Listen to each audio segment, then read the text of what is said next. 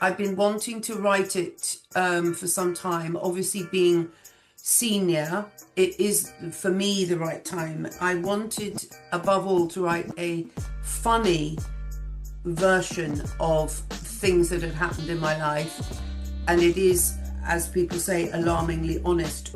And I think that's just because I am an alarmingly honest person, and I hadn't realised the impact of that on readers. So going to literary festivals and actually meeting readers who say they got something from it has been life-changing. It's given me a final confidence. Probably inherit some worries from your parents, just as I've imposed some worries on my daughter. You know, it's part of the course, isn't it? You can't live a perfect life with perfect relationships. It just isn't possible. So you've got to laugh at them somehow. When gigs go wrong, and believe me, they have, it's very easy to blame someone else. So to kind of keep your cool and observe, oh, this isn't going well. You can get away with a few self-reflective remarks, not too many, that's indulging, but just a few, so that everyone knows we're all on the same page. So you can mock yourself up to a point if it's not going well, but too much and you've messed it up. Well, I think you're very brave. Hello everyone, and thank you so much for listening to How to Have Extraordinary Relationships with me, Lucy Cavendish, your host. And I am delighted today to be here with Helen Lederer. Helen wears many, many hats. You probably all know her as a comedian and Warninks and all the other things she's been in, and Ab Fab, but now she's in Fawlty Towers in the West End at the Apollo Theatre. She's also in The Pilgrimage on BBC iPlayer, and she's written a memoir, Not That I'm Bitter, which came out last year, a truly funny memoir. She's going to talk about all these things and all sorts of things, and I'm so happy to host you, Helen, and thank you so much for coming on the podcast. Yeah, great to be here. Let's see where we go. Let's see where we Yes. go. So let's start off with your memoir, because what inspired you to write it, and what was behind it? Did you just feel actually now is the right time, or how did that happen? Well, I think it was after COVID, so it wasn't one of the, nothing wrong with doing, there were many memoirs because of the enforced incarceration, but I've been wanting to write it for some time. Obviously, being senior, it is for me the right time. I wanted, above all, to write a funny version of things that had happened in my life, and it is, as people say, alarmingly honest, and I think that's just because I am an alarmingly honest person, and I hadn't realised the impact of that on readers. So going to literary festivals and actually meeting readers who say they got something from it has been life-changing. It's given me a final confidence, I think, that I never had as a stand-up comedian, you know, from the 80s and 90s. So I'm so pleased I did it. I think looking back now, I wish I hadn't put everything in it, because there it is, but I couldn't really approach it in any other way, because if you don't put the slightly icky bits in, it's a different kind of book. And I was fighting the elites, the sort of more sanitized version of showbiz, because I wanted to show the absurdity of where I was at. So I've done that, I think. Yeah. And what was the response from you? Because I know that there's all sorts of things in it. You know, what I've read is that it's very honest, which I think is brilliant. What were people's reactions to it when it came out? Did you feel awkward about it coming out, or I think, yeah. Well, when it was given to the publishers, there were some very posh, snotty publishers who turned it down. So that's always interesting. You know. And at the time they're going, oh, memoirs are very difficult. All those hurdles, you have to go, look, I've written it. And then Mirror Books loved it, and they said, don't take anything out. So, but I think talking about the connections I've had with people who we can recognize from the comedy world, that's not a kiss and tell at all, but it's actually giving a human side to connecting with people. So there's, you know, people will relate to some of the comedy because the 80s and 90s comedy the programs I've been in are iconic. I've had small parts in them, but also see other stuff about my weight, the kind of absurdity of therapy. It's significant today with you, given your career, but also my problem with authority figures. I find this absurd and funny. So I think it just connects with so many people who've maybe my generation and younger, who've been in a landscape, who haven't been in the A team, but it's absolutely fine not to be in the A team. I mean, she does protest too much, but it's quite nice to kind of fight back, tongue in cheek, fight back. Absurdity is kind of something that attracts me in my sort of written narrative. Not so that it's so extreme that it's not relatable. I mean, it's honesty is a kind of form of connectivity for the reader, particularly on the page, because you can't time it so much. Above all, I just wanted people to laugh at truthful descriptions of a life that they could connect with. So I really want to hear about how you started out in comedy, because lots of people say things like women aren't as funny as men, or I think what they mean is it's more difficult to be a female comedian. Maybe not so much now, but when you started out, was it a path that people said this isn't going to work? No, I don't think anyone said it wasn't going to work, or use that language. I think the language we use now, retrospectively, doesn't fit because it was a different time. I had a passion. I just jumped in. I was a social worker after college. And then I ended up going to drama school late. I did everything late, but I knew as a child I wanted to act. So it was in my bones. And then I just jumped and did it. Like, people can change. And I'd sort of say, okay, I'll give it another year. And then I'll give it another year. For 5 years, I was saying that.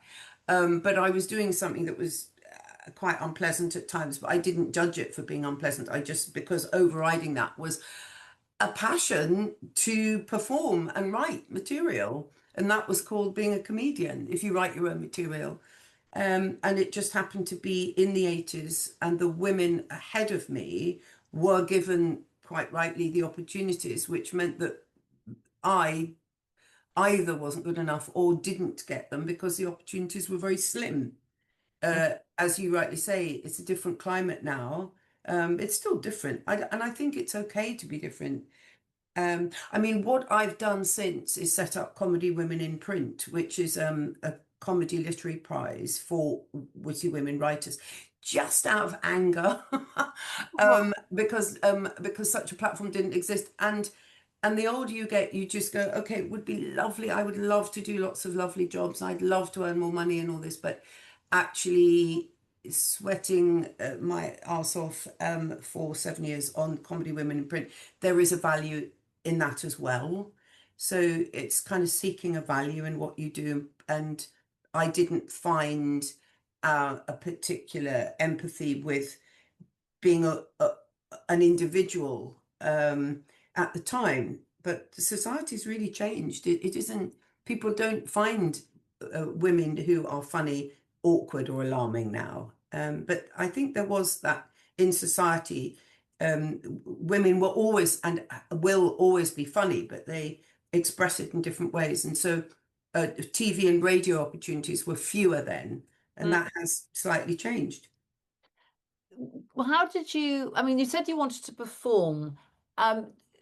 When you were little, were you a performer? Did people Yeah. find you funny? I mean, where did it all start? Were you sort of dancing around, Being precocious. I think it was, if I was precocious, it wasn't because I was precocious. I think I had asthma. So I think I'm going through looking at phobias at the moment. And I think maybe I always dismissed that having asthma, not being able to breathe is an interesting thing. But when you're a child, I think you just get on with your lot. You don't actually think it's weird because it's what happened. So I had a lot of time off school with asthma, but I was quite imaginative. So I did lots of games and I hung out, I like being with my mates. So I do things at a break. and came up with games. And it's in the book, you know, some rather odd, alarming games I did, probably quite corrupt and strange, looking at it through the prism now. But I just wasn't frightened of my imagination because I had a lot of time with it. And just putting on plays was a natural thing. Looking back, slightly cringe now, but it was in my bones just to do that and to kind of find things funny. So I was that person in the class who found things funny. And so it was a very natural thing. Um, and then, you know, life takes over and you need to please your parents and you want to please yourself and you don't do what you want to do and doors are closed. Hence, you know, Comedy Women in Print is another, you know, an opportunity to try and go, well, even if you don't get selected onto the long list or short list, we can treat you well with respect through our emails. You know, you want to try and do something back that I don't think I experienced that much at the time. And it wasn't because people were mean, it was just a different time. People weren't on purpose mean, I don't think. Very different time about, you know, before Me Too, way back before Me Too, you know. Yeah, I mean, I think I went and did a comedy course with Logan Murray just and stood up and you do 10 minutes. It was excruciating. You know, Mm, I don't know how you know, it was absolutely the most excruciating thing I've ever done. It's yeah. really hard to be funny, even Well, if I you think, say you're yes. funny. Well, good for you for doing that. You're obviously interested in your own fears. I mean, I think, interestingly, like being an actress now, in Fawlty Towers, where it's a very different performative thing. You know, you're not engaging with the audience. Whereas when I promote my book or I do a stand up with my book, then I'm wanting to engage. I'm wanting to see the whites of the eyes of the audience. I want the Q&As. I want the, and a lot of the actors will say, I don't know how you did stand up. And that's coming from an actor. And I would say, well, I don't know how you do acting.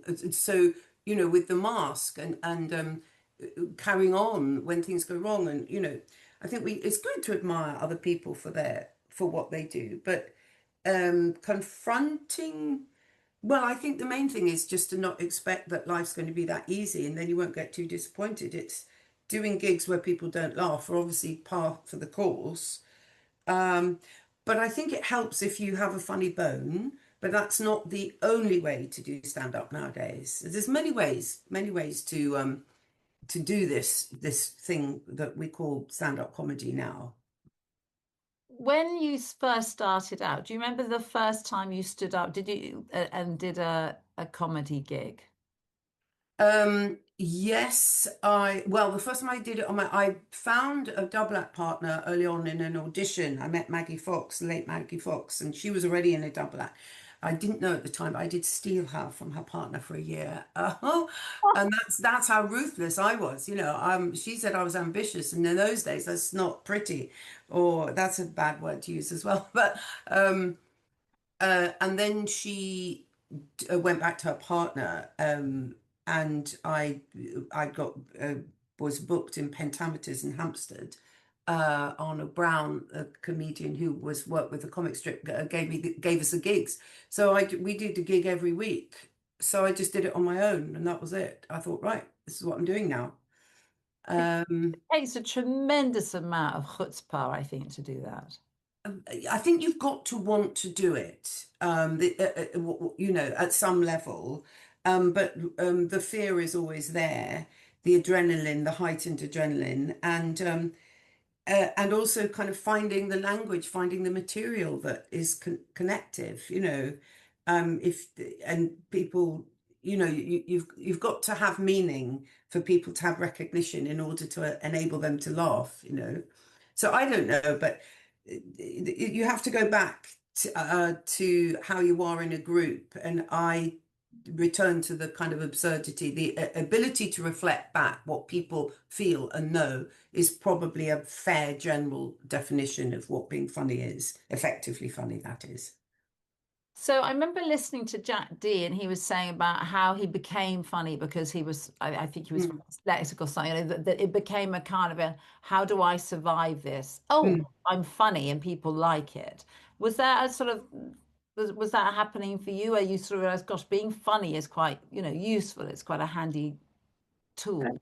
I think it can go wrong. Obviously, people don't connect. People have got to, has to be a tacit transaction between audience and performer.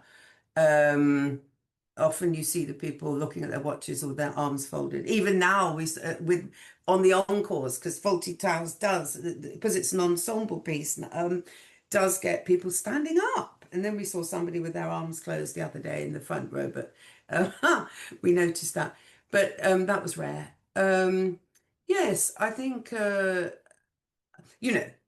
you either have it or you don't, or you can replicate it to a good extent to continue to be required to be relevant in today's need for humorous commentary. It's humorous commentary, isn't it? But people will smell a rat if it's a bit too derivative and copying other people. You've got to show a bit of yourself or a lot of yourself. Think about Billy Connolly, storytelling. There's Joan Rivers, outrageous, fantastic one-liners. Anything that gives joy to an audience is fantastic, isn't it? I Yeah. love other comedians that make me laugh. You just go, what a gift. And I would probably love that person because they go to places and say the unsayable. And that is the function and the joy of comedy. Is that people say the answer? Yeah.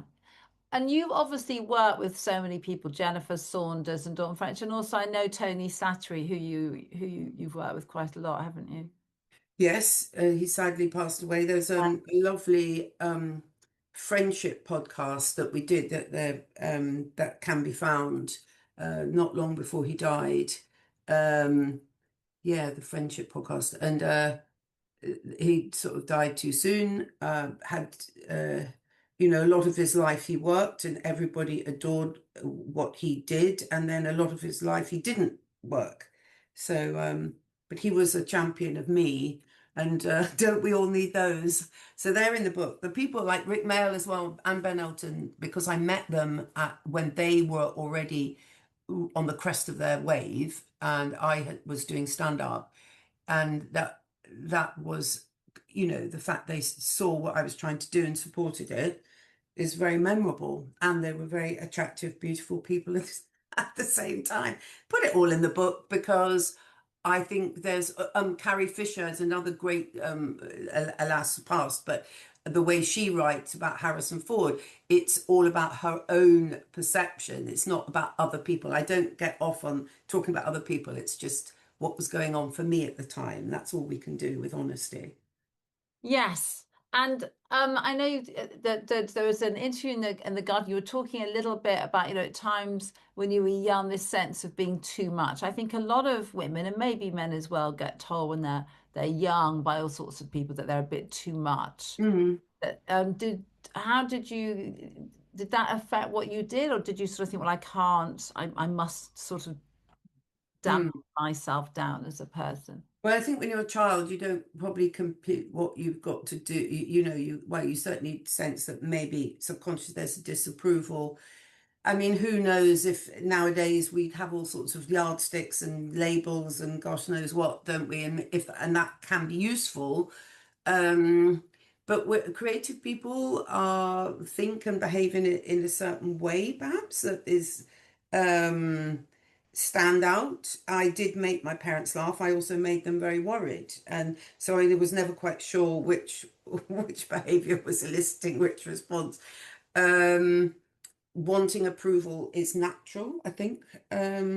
So I did get a sense, but it was inadvertent. I got into trouble at school, again, not on purpose, but I just ended up doing things that got me into trouble. Cheating wasn't good though. But I just did that not to be immoral, but just because I was looking at my notes in a French test and got found out. So things happen, don't they? Maybe some people don't go there, but I did. And that's just the person you are. I think the whole thing about being old now is you just reflect back and you just go, that's your personality. Your parents, you do your best. And you probably inherit some worries from your parents, just as I've imposed some worries on my daughter. It's part of the course, isn't it? You can't live a perfect life with perfect relationships. It just isn't possible. So you've got to laugh at them somehow. Yeah, and I think laughter is a very good tool, isn't it? It's a very good way of sort of turning things round a bit, I think. So Yeah, it's a release. It's a yeah, release. It's very it freeing, yeah. and it connects people, and it's fantastic when it happens. When it goes wrong, it's pretty awful. But then I would say this: when I was in a play in Watford, it was a Theatre of the Absurd play, an UNESCO play, and it was weird. And weird is good. Weird is actually it causes hilarity because it's so weird. But this was very weird, and the people of Watford weren't happy. So there was this kind of little sound of rain. I thought, oh, what's happening? And it was actually the seats being tipped up as people left. And in the bar, somebody said, "Oh, that was the worst play I've ever seen." I said, "You're lucky you didn't have to be in it." But people get very angry when they're led to believe they're going to see a comedy, and it fails to ignite, and it will make them very, very angry, because comedy and anger and disappointment are just, very closely connected. So you feel duped, you feel shortchanged, don't you, if somebody doesn't amuse you. So it all comes back to authenticity, and that's not easy No. because we're conditioned to toe the line. So being creative is complicated, but it's not better or worse than not being creative. Well, is it, especially when you're on stage? So, I mean, actors are playing a part. So, but when you're doing stand up or comedy, you're being you. You are being you. I mean, I know you're being a version of you, but it's sort of Mm. I feel it's much more vulnerable. Well, why did you, how did your 10 minutes go down on your course then? And why did you do it? I tell you why I did it because I tell you why I did it because people kept saying to me, "You're really funny and you should do stand up." And I love going to see comedy, and I think, as you say, it's not just about making Mm. people laugh; it's about engaging with people. Yeah, It's engagement, isn't it? yeah, Yeah. entirely.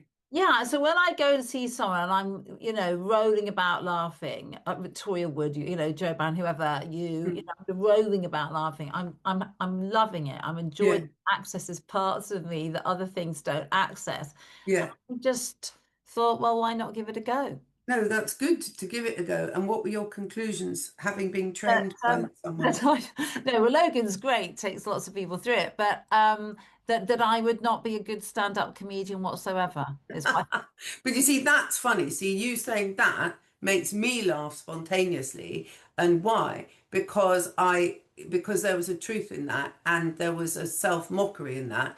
And those, for me, are that's my kind of humor.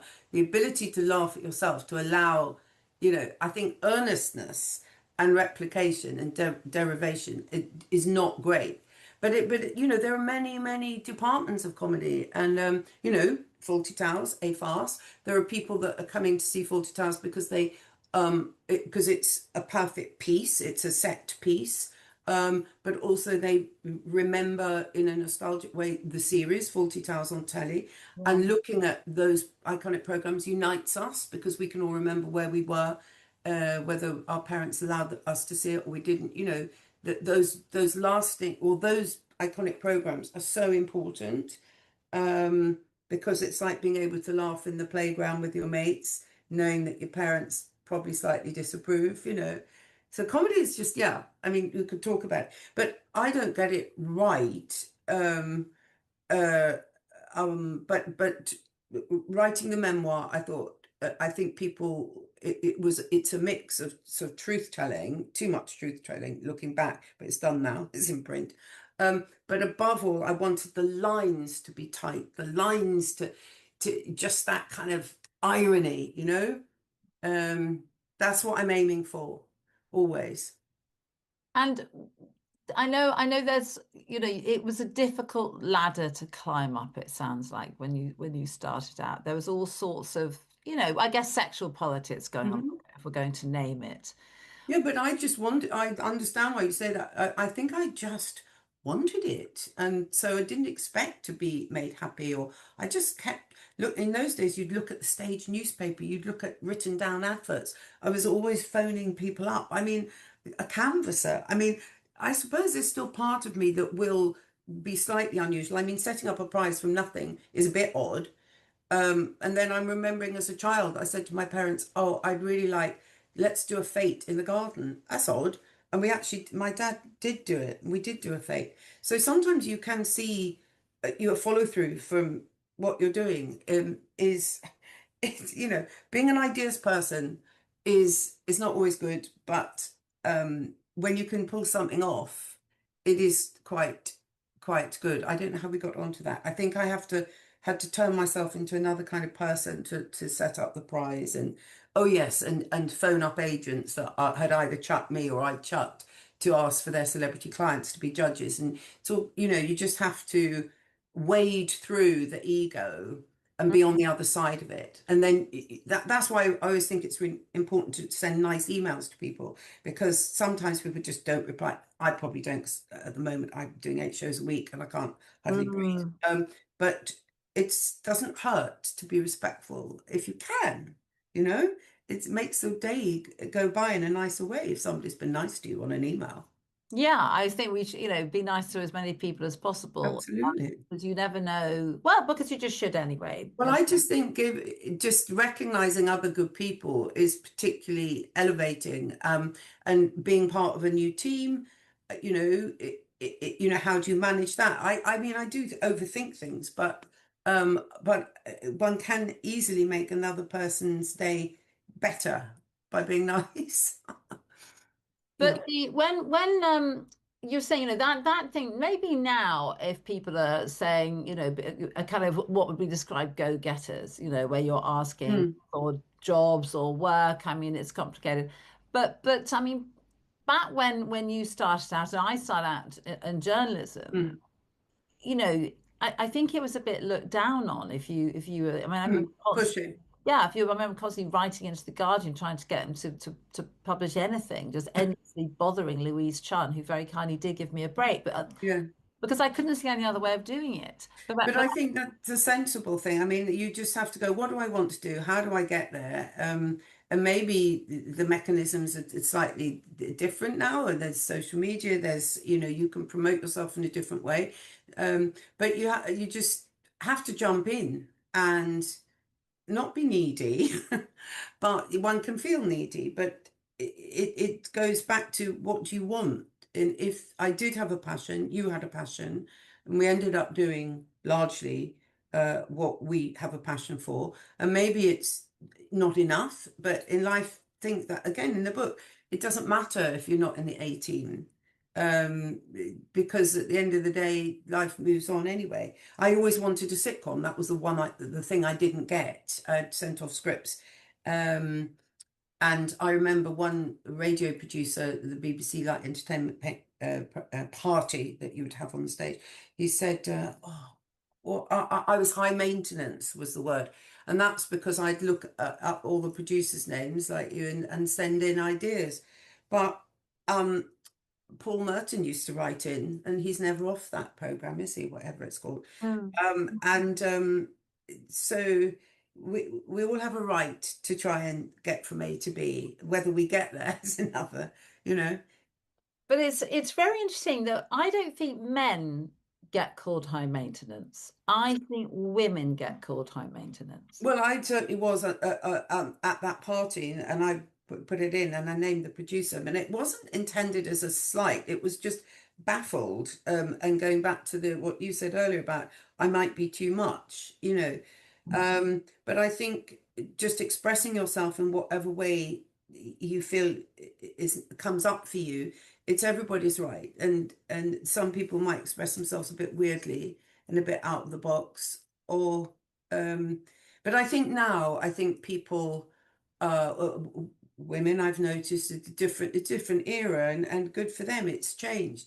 See, my mother went to university, and when she got married, and she was at the Board of Trade, they didn't want women to have jobs if they became married. So that must have caused quite a lot of frustration. So we just live in different times, and maybe pushy isn't that attractive as a quality, but if you're pushy and you do something for other people and you have a laugh, then it's probably quite effective and desirable. Yeah, because I think being described as low maintenance is actually, I might want to be described. So if anyone ever describes you as low maintenance means you nay bother. bother. Yes, And that yes. some people, but I think if you're a botherer, you're a botherer. I think exactly. I think if you have to sort of mix it up, don't you? So it's a bit of give and take in the world. Do something for others, give to others. It all comes round. It sounds a bit woo woo, but um, if you want to do something and you take yourself seriously, you've got to give it a whirl, and then maybe get a bit of peace. Like now at my age, thinking, well, what am I going to do next? Mm. I don't know yet. I mean, I'm never ever been busier in my life than I now. know it's great, isn't it? I suppose it's just come late, and it's not like we're not talking Hollywood. We're not talking about Hollywood or the notion I had when I started. Like I just wanted to be in and write a sitcom. I wanted the career that Miranda Hart had. Mm. Um, and it didn't happen. And I did sulk in my 40s. But then you just stop sulking and get over it and do what you can. So So the being old isn't so bad actually, Lucy, because you yeah. can be circumspect. Yeah. So the start was I've written I've got ideas for sitcoms. They're funny. It'll work. Just give me an opportunity, and it just didn't happen. Yes. And you just don't know whether it was the climate or the wrong producer. And in those days, and even now, there are sort of two top agencies in the world, in our country. And if you can be made to feel if you're not in the top agent in either of those two agents, you're kind of scrabbling around, all this pecking order thing.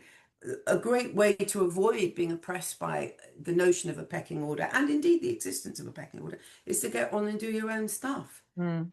Mm. And if it's any good, that's a bonus. Yes, you just don't play that game. Yeah.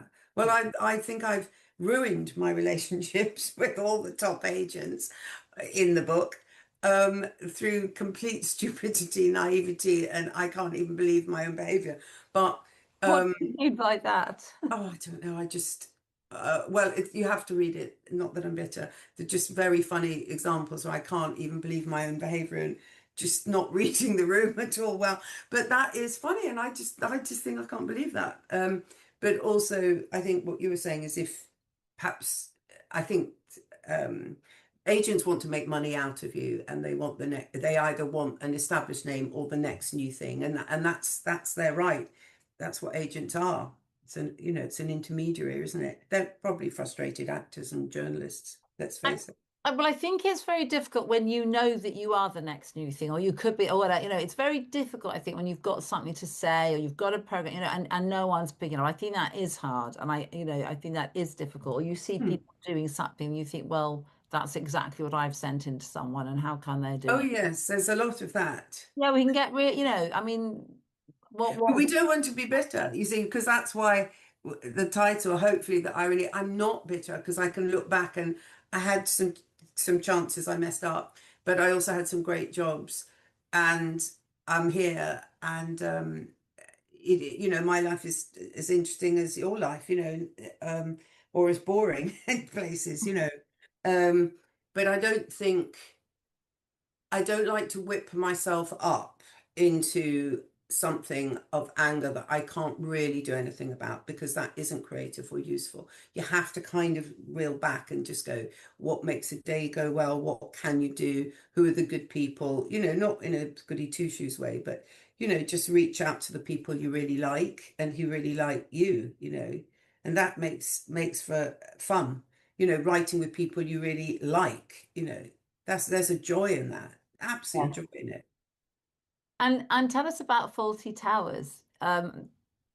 Yes. Well, I have to wear a wig, which is I complain, but it would be very odd if I didn't wear a wig. All the women wear wigs, and it is a sort of depiction of Britain, I suppose, is in the 70s, that kind of B&B existence, and the John Cleese character played by Danny Bain, Basil, brilliantly played. Um, the kind of pomposity, aspirant character that we all recognize, but also just, I mean, I've been in the old B&B and I hate those breakfasts where everyone is not speaking and it's all silent, because I have to fill silences. I suspect you probably do as well. And just the awfulness. And on the set, there are the most awful magazines about just everything is I find funny. But Mrs. Richards, the character I played, was in the series, and she is a battle axe. So the director, C.J. Wade, she was a wonderful director, woman director, and made me very horrible. So I am not a people pleaser anymore, which I am in real life. And it's a combination of, you know, being funny, and also adhering, hopefully being funny, and being in the part with other ensemble piece.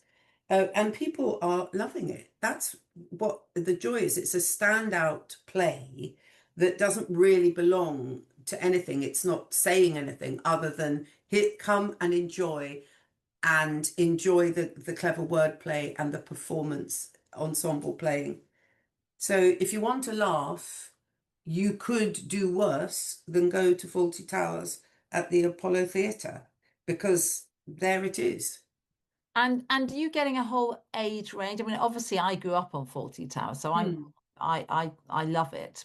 Are younger people coming? People, Yes, I mean, people. What's lovely again is, and maybe there's a movement. I hear things on TV about people. Well, like with the football, people multi-generate, people sharing an experience together. That is a beautiful thing. When in the old days, when you would watch TV with your parents, yeah. I can't think of an example now, but I used to watch the Monkeys without them. Do you remember the Monkeys? That was I that. do remember the I didn't month. want to watch those with my parents, that program with my parents, because I was in love with all of them. But there was a young lad of 12, absolutely loved it. There isn't controversy. It's just a standalone piece Yes. where you can allow yourself to enjoy the acting, the farce, the narrative. It just works in its own terms. So it is multi-generational audience. And you're doing 8 performances a week. Yeah, it's killing. But I'm on till September the 13th. You're all And right. So if people want to go and see Helen in it, go quickly because go now. And I hope you enjoy it. And maybe just go on Amazon and buy Not That I'm Bitter, and then you'll be sick of me. That's a lot. Oh, and then watch The yeah, Pilgrimage. let's talk about the pilgrimage. So tell us about the pilgrimage. Well, because I met amazing people on the pilgrimage, it is a program. It has its own fan base, because you get so-called well-known people, but talking about faith. So the people are chosen or invited to do it because they know that each has, or most occasionally you get people without a faith, but most come from a background or are practicing believers in a certain belief system.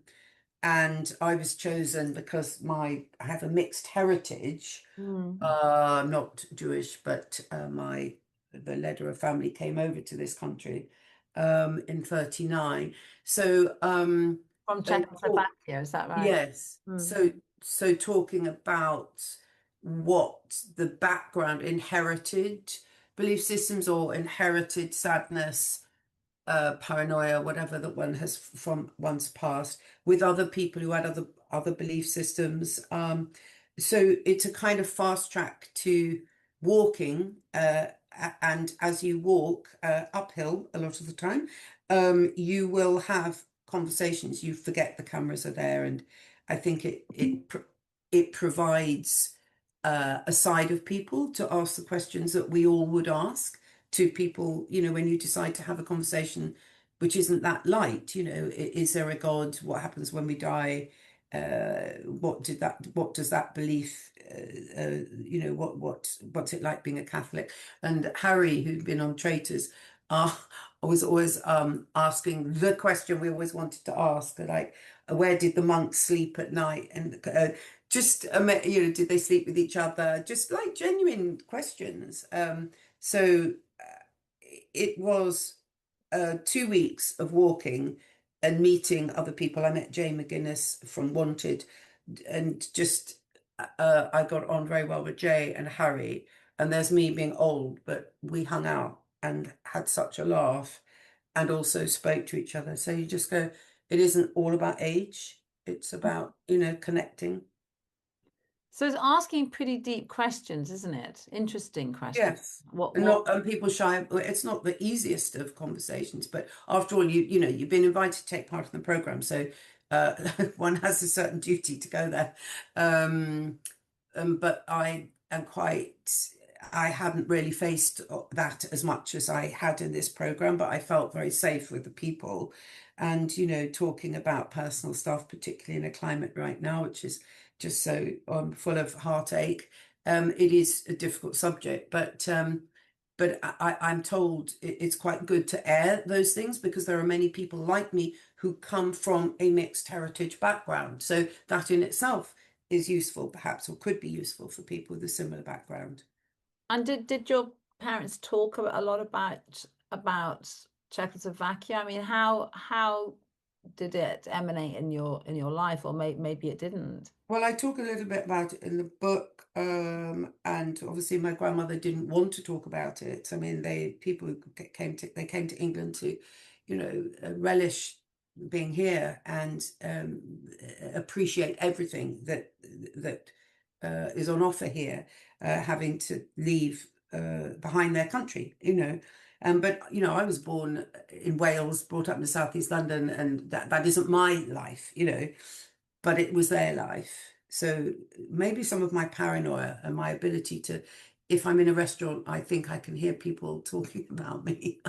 I think I'm quite sensitive. I can sense that if there's a hidden agenda, because I always knew there was stuff that wasn't talked about growing up. I knew there was something, but it was a great program to do and to, unearth some of that. What is faith? What is a belief system? What you brought up with? What is cultural? And is there a God, And what is God? Did you have an answer to that?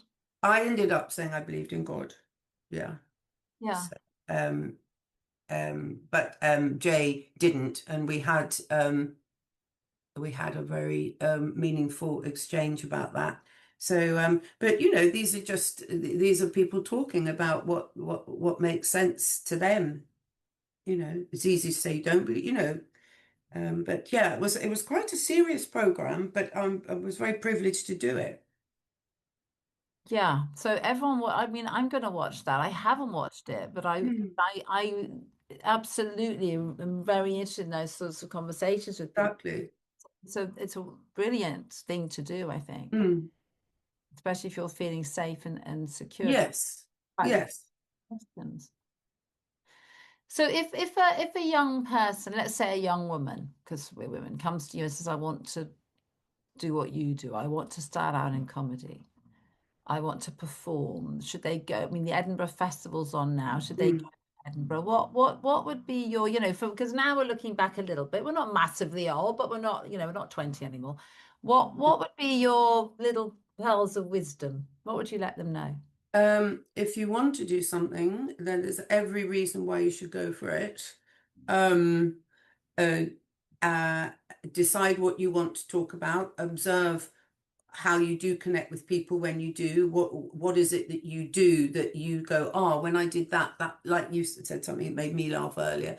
Observe your strongest suit, if you like, and try and harness that and build material. Either kind of get 10 good minutes of material and go up with another set of people and get a venue and a supporter and write to all the people you know and ask for a few pounds or more because it's blooming expensive. So work with others or work on your own, and be as authentic as you can and as relevant as you can. And above all, have fun and have lots of drinks afterwards in the Assembly Rooms bar. So I also think if someone looks like they're having fun, the audience gets towed along a bit, don't they? Yes. Oh, yes. I mean, if somebody's scared, like in life, you can smell it a mile off. It's quite interesting that you can be scared. If you're acting a part, you can actually be scared inside, but it won't show. I think as a stand-up comedian, people can smell blood. Um, One thing I think is to love your audience. Ah. That is very helpful if that happens. Because I'd say now doing the book tours and the book festivals that on my website, those people have chosen to come to see me now based on what I've written and stuff. And that's just such an amazing thing. Whereas obviously if you're in the beginning, you know, you're on a bill, normally the only woman in a set of men, and they have no choice, and they go, oh, it's a woman, that's annoying, you know. And so but you have to weather all that and then overcome that somehow. But I just think rather than when gigs go wrong, and believe me, they have, it's very easy to blame someone else. So to kind of keep your cool and observe, oh, this isn't going well. You can get away with a few self-reflective remarks, not too many, that's indulging, but just a few, so that everyone knows we're all on the same page. So you can mock yourself up to a point if it's not going well, but too much and you've messed it up. Well, I think you're very brave. It has been said. I don't feel brave because I don't know how else to do my life, but I do I'm up for things, you know. I'm up for it. Yeah, and you're doing a lot. So where can people find you? You're on the Fawlty Towers at the Apollo. Yeah. Your memoir, which I think is everyone should go and get. Not That I'm Bitter. Yeah. Pilgrimage on the BBC. You also have the prize that you. Yes, Comedy Women in Print. If anybody I'd love them to look at that and give any feedback about it. The 2025 prize is underway now, and we have a long list that's on the Comedy Women in Print website, and the short list will be out in September, and the winner will be at an event in November. So we are celebrating reliably witty women's fiction in this way. And if anybody wants to support Comedy Women in Print, oh my goodness, I am all ears. Please support. Yeah, that sounds brilliant. And they can find you at your website, obviously. Yeah. My name, Helen Lederer. And well, I think apart from giving you my age, which anyone can Google, I think I've probably given you all the information, apart from my bank details, that you might require. Yeah, so everyone can find Helen. You can find her anytime, and you'll be doing some dates. And thank you so much for coming. Thank you for having me. It's been quite serious, but I've enjoyed it. Okay, yeah. Well, I've really enjoyed having you on, and you've said some really interesting things. I'm sure people, can contact you if they want to know more. Yeah. But and thank you for coming and sharing with us parts of your life. Thank you, Lucy.